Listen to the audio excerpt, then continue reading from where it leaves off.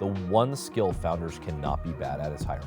If you're trying to replace deep technical knowledge with AI, you'd be much better served going to a coding boot camp. Intuition is something that can be developed, and you develop it by having empathy for disciplines that you don't spike down on. One of the best things you can do as a startup employee is to pull your head out of your own specialization and be aware of what other people around you are thinking about and are concerned with.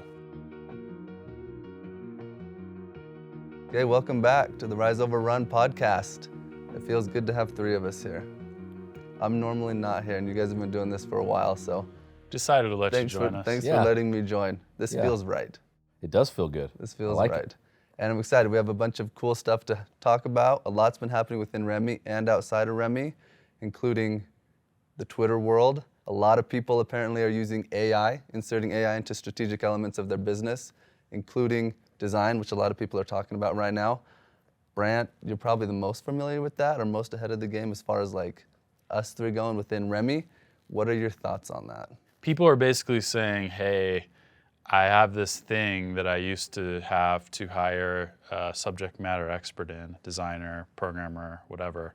And now, instead of hiring someone that has 10 years of experience, I can take a screenshot or I can take a code base and just toss it into AI and have it give me the magic insights about how to do the best version of any given thing. And those models are basically trained on a whole compilation of everything that has come before. And so when you ask it something, you know, if I were to take our app and put it into ChatGPT and say, how would you improve this design? It can give me a lot of like really, I don't know, basic generic information to the point where if I were to do that over and over and over and over, I would probably end up with something that looked more like Salesforce or Jira, like a product that applies to as many people as possible, but doesn't really go deep or do any one thing well. And I think in the context of building a business, and especially if you're a startup, that kind of undercuts what your actual unique advantage even is. Your advantage is to go really deep and really specific and do it fast, not to go super wide and broad and appeal to the masses in most cases. So I think it's sort of foolish to have AI be the thing that like weaves, you know, your strategy together as the sole function. If a founder doesn't have intuition, I'm not even sure what I bring to the table anymore. Yep. Because if you don't have intuition on what you're trying to build, you're going to get outclassed by the companies that have thousands of engineers. They are going to be able to outmuscle you. It is your unique insight that gives you the advantage. And if you're relying on AI to give you the advantage, I'm like, I don't even know what the advantage is anymore. Because everyone has access to the exact same thing. Well, it's trained on the same stuff. I think a lot of times the business people founders, so non-technical founders, it's very difficult sometimes to trust yourself in areas that you don't have competence in. And let's call it design, or let's call it engineering, what product, whatever it happens to be. But what you do have an understanding of as it relates to AI is you can write. How good is AI's writing when you ask it to write on your behalf? And if you think it's good, I'm like, you're just not a very good writer, because it's not good. And so I would expect that if I'm getting something that I do understand, writing, and now apply it to an element like design or product or engineering, I'm going to get midwit standards. That's what's going to happen.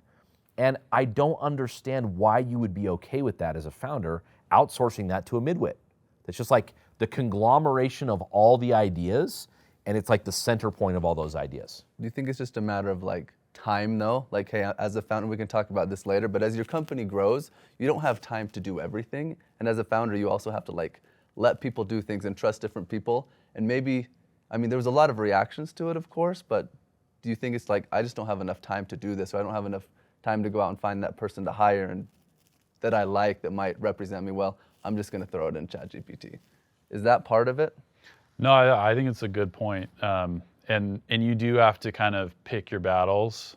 I would argue that if you're building a software company, you probably shouldn't outsource the core like 3 or 4 disciplines of building software, which are product design, engineering, and maybe you could say like data architecture or something like that.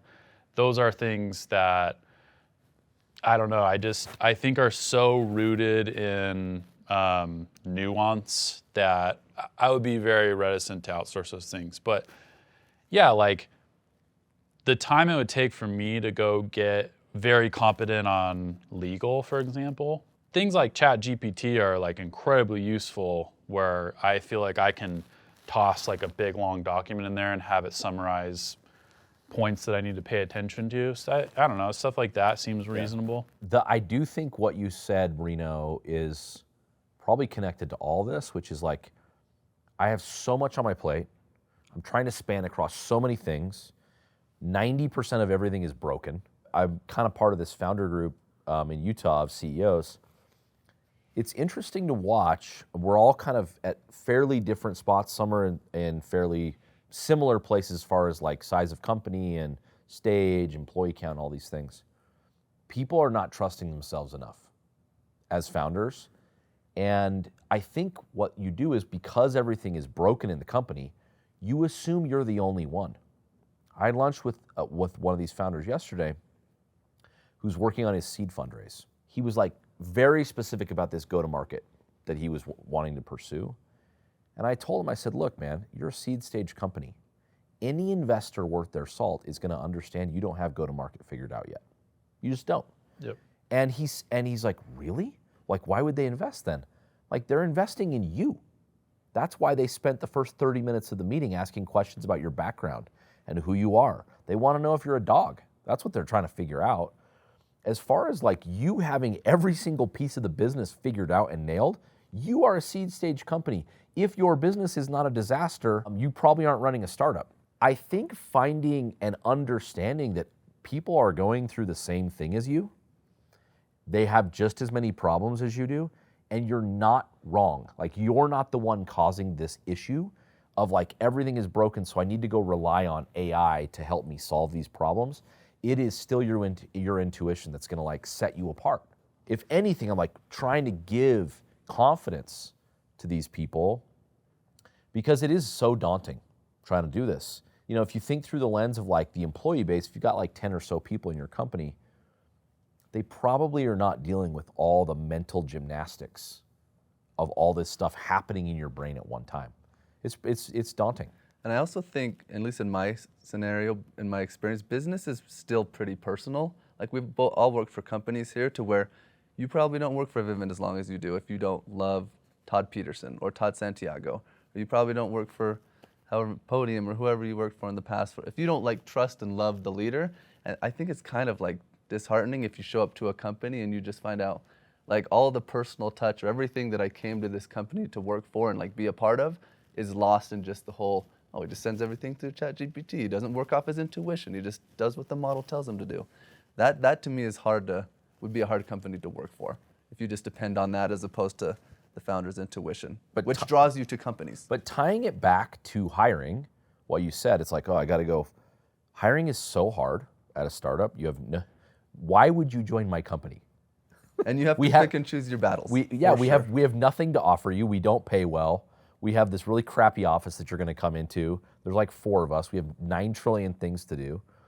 But the reason that I think the right people join companies like this is in the moment where you've got to make a key product decision or a key go-to-market decision.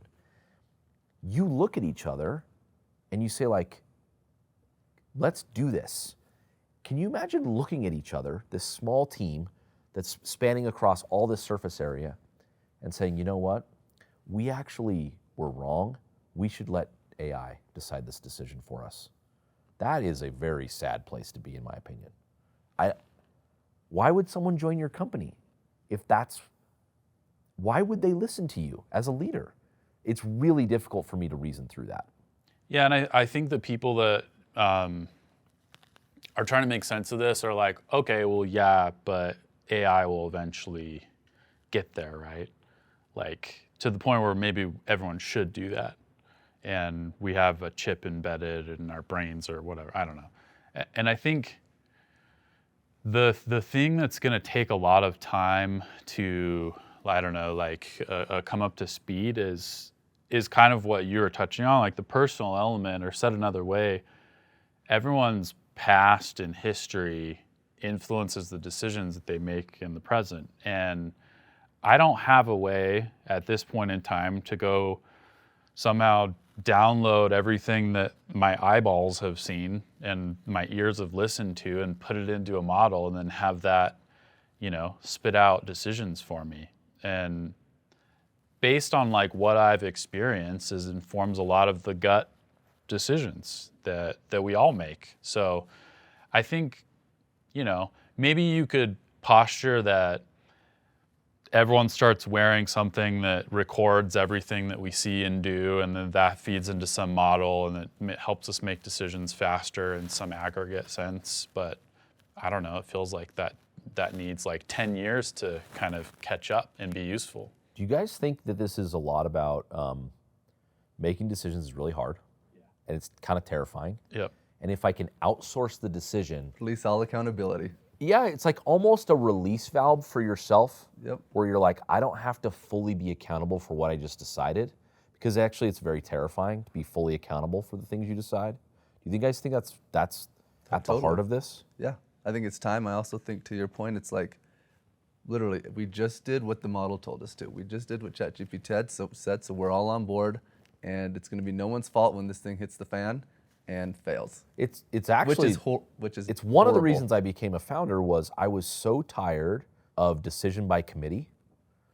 And Steve Jobs has this quote that, like, when I read it, it was like one of the reasons I left my job, to take a 95% pay cut to come be a founder.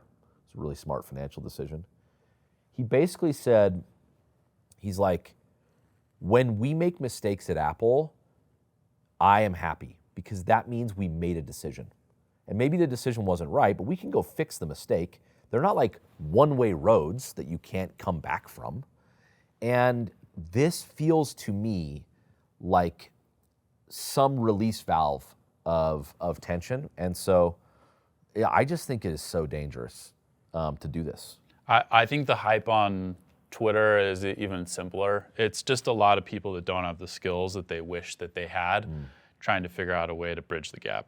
And so they want this to be true so bad. So where badly. it's like, yeah, I can code now, I can design now, and I can do it at the level that a CTO does.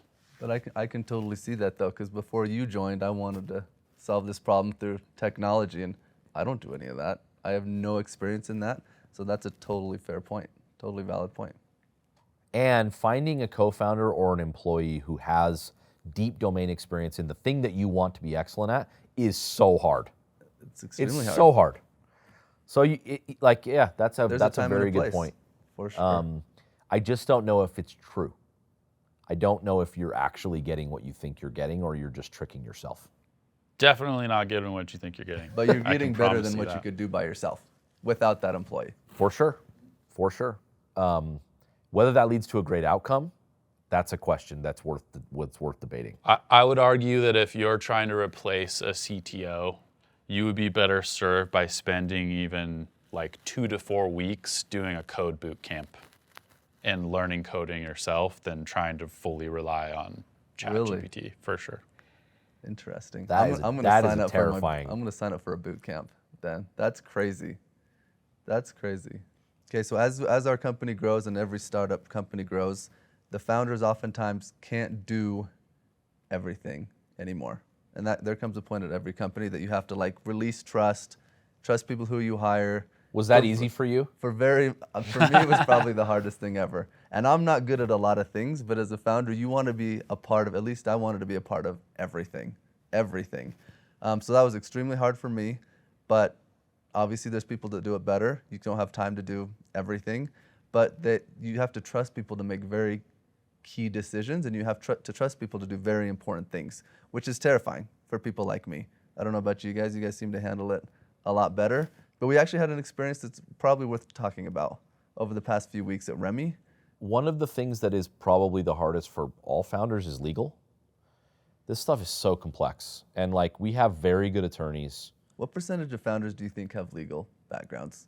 Like law degrees? Less Almost than 1%. none. Like Yeah. none of them, Yeah. right? Which is why this is such a hard thing. The email threads that sometimes like you'll forward over 65 emails long. will be 65 emails long, dating back 6 months. 6 to 9 months. Yep.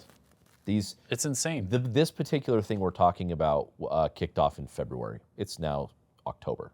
So yeah, we're almost an entire year that we've been working on this problem. The problem is we referenced the wrong stock. The name of the stock pool that we referenced in our stock agreements was wrong. Which Just the name, that's all. The name. And it invalidated the stock agreement. And so we've been having an employment attorney, like a very good one, work on this. And as part of the, like, we need to go get our earliest employees to sign an agreement that doesn't devalidate their entire stock agreement. Our intention here is very good. We gave these agreements to our earliest employees, and the advice that I got from our attorneys was, hey, in exchange for them signing this new agreement that references the correct stock pool, you need to give them consideration. And the more attorneys I talk with, we talk about consideration every single time. And what is it? Yeah, explain consideration. Consideration is basically an agreement is quid pro quo. So it is something for something else. You give something and you get something in return. And so if they're signing this agreement, they need to get something in return. And in return, our attorneys said, pay them $500. And that's pretty normal. That's status quo. So they do it all the time. What's the underpinning of why? They should get something for giving you this thing where it fixes this problem that you have as a company. Just taking the time to fix your mistake you made, probably. Correct. It's so humbling being on the phone with these attorneys because I have made so many mistakes on this stuff. And we've spent so much money fixing it. And so we agreed. I was like, okay, I guess that sounds reasonable. I think we could get the people to sign if we just explain what happened and they'll sign it, but that's fine. So there's like, I don't know, 10 or so employees that need to sign this new agreement. And I send this email that's like, hey, by the way, we're gonna have you guys sign this new agreement. In exchange, we'll pay you $500.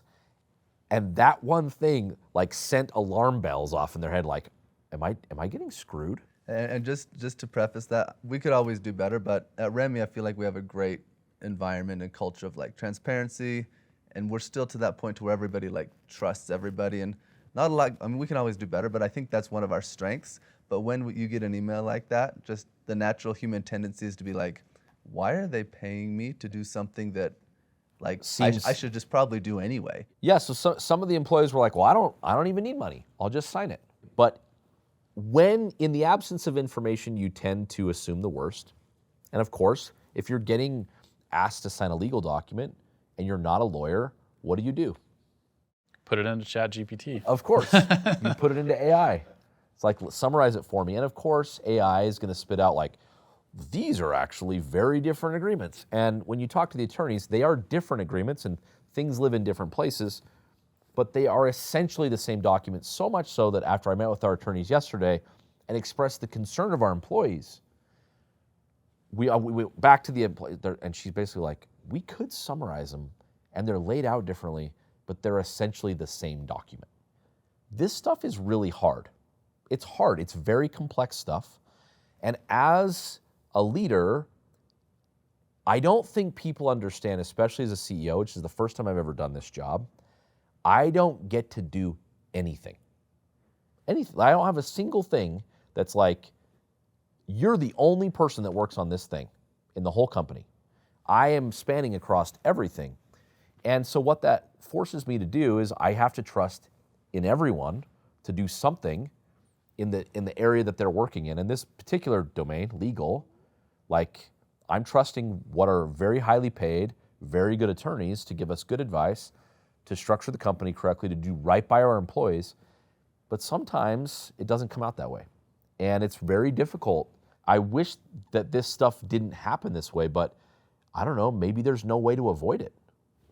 Maybe there's not. Yeah, I think you're gonna make mistakes. It just there's too many details to understand. I'm always kind of trying to balance in my head, if I'm spanning across more things, how do I still make sure that those things are getting done at a high level? And I'm basically looking for leverage wherever I can find it. And so it is generally relying on other people. And especially if it's a domain that I understand, I feel like I can set up like, I don't know, a rule set and a way to report on it and a way to kind of know like this function, engineering is functioning, at an A level. And I can say that with confidence because I have all the data points being output to me. Even though I'm not sitting in the code and reading every single pull request and whatever. And, I'd say the same thing with design and product.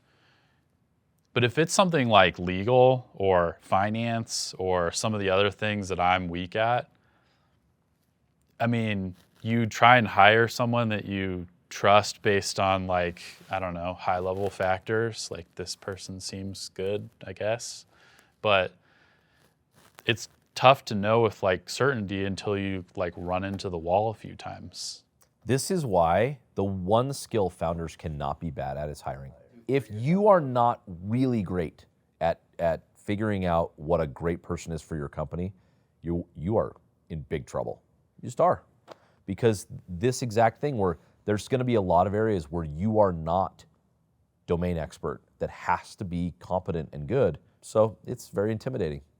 But that goes back to the AI thing. Like if I'm not that good at hiring and it takes a long time and I don't have the money or the time or the energy to put into it, I'm going to throw it into AI. That's far better than not doing anything, I guess. It actually is. And what you need to figure out is what are the areas that are the most important to get right at the stage of company that you're at. Because eventually a company has to be pretty good at most things.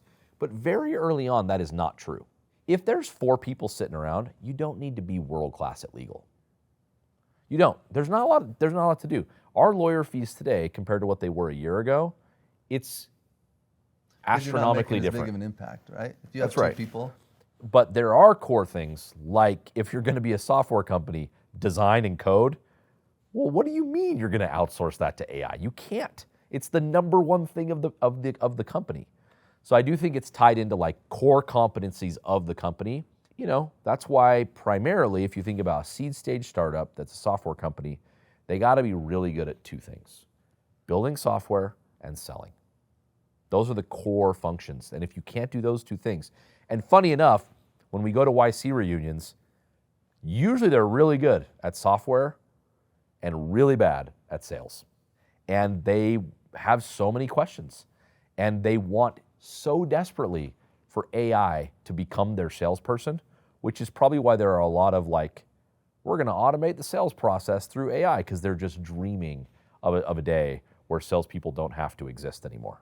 Yeah, I don't, and you guys would disagree. I think sales is the last thing that AI will ever get amazing at. Am I wrong? Or is that, because with sales, it's so personal. It's so like value driven. It's so personal. You have to develop relationships. And AI, I think it depends on ACV. Yeah, I would agree. It's like if you're making a $50,000 sale, probably very difficult to automate. If you're making a $10 sale, Yeah, if you're trying to get one person to sign up for like great Monday.com, point. Absolutely. AI could be pretty dang effective Yeah. at that. yeah. Yeah. Okay, so let's return and touch base a little bit on, we talked about founders, intuition. I want to talk about how that affects, or coming from an employee or teammate's perspective, how much does that play into it? So if you're a founder, I think the intuition comes from spanning across so many things at once, doing everything yourself. And as a result, you get to kind of mix disciplines together, and that's where the magic is. So if you're a startup employee, it's really the same game, just like on a narrower set of things. So if you're an engineer, if you can learn the basics of design or product or something like that, and kind of have like 2 disciplines or 3 disciplines that you can dip in and out of, being able to blend those things together, I think, gives the company speed and it gives you speed in doing any given task. So it's just about layering those multiple disciplines together. Because when we started, I would always want to do everything, and Doug would be like, hey, we don't want you doing that. You're, one, not good at it, and two, you have no experience in that. So how many like disciplines do you want? Like if you have a really good programmer that's good at a certain thing, do you want them straying and like adding on more disciplines, or do you want them sticking at like, this is what you're really good at, just focus on this? I think you can kind of afford to get reasonably good at like one or two other things and bring those together in a unique way. And this plays out in the development world with something like, I am an engineer, but I specialize in front end. Said another way, I care more about design than your average engineer. So I've learned like the basics of setting up an app on a grid, and I understand spacing and topography and all that type of stuff. And I know how to do that in the context of code. So that combination is really powerful and something that, you know, I would want an employee to do. But I don't know, if it's like, hey, I made my own font and let's use it as the company, it's probably not that interesting to me. Yesterday, our head of data asked me what I would like from our data team. And my response was, I would like to be pleasantly surprised. That was my response. And he said, I actually know exactly what you mean. And he knows what I mean, which is, I want to be given insights into something that I don't know first. And this is an area where I have, I think, fairly deep skill, analyst, where I can look at data and I can deduce things that are going on from just looking at data. For someone that is very good in SQL, as an example, what other things could they be knowledgeable about that would help them become a better analyst? Well, it could be, how are our databases structured? And I've got deep knowledge about how engineers build databases, if you're more technical. Okay, that's one area. Another area is, I've got deep understanding of the financials of the business. So when I look at data, I can tell if something is succeeding or not. Or I understand how the operations of our business works very well, because I need to understand when I'm looking at the data, if how long we're taking to finish projects, or how well customers are dealing or interacting or using our product. I know what good looks like. If you're just gonna write SQL, are you really super valuable? Not really, you're limited.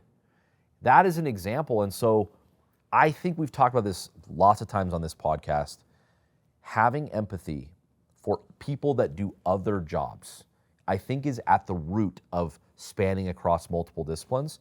Whether you're an engineer and having empathy for the designer and learning about the things that matters to them, whether you're the finance professional that has to understand that someone that doesn't work directly on the P&L has to understand how they impact the business.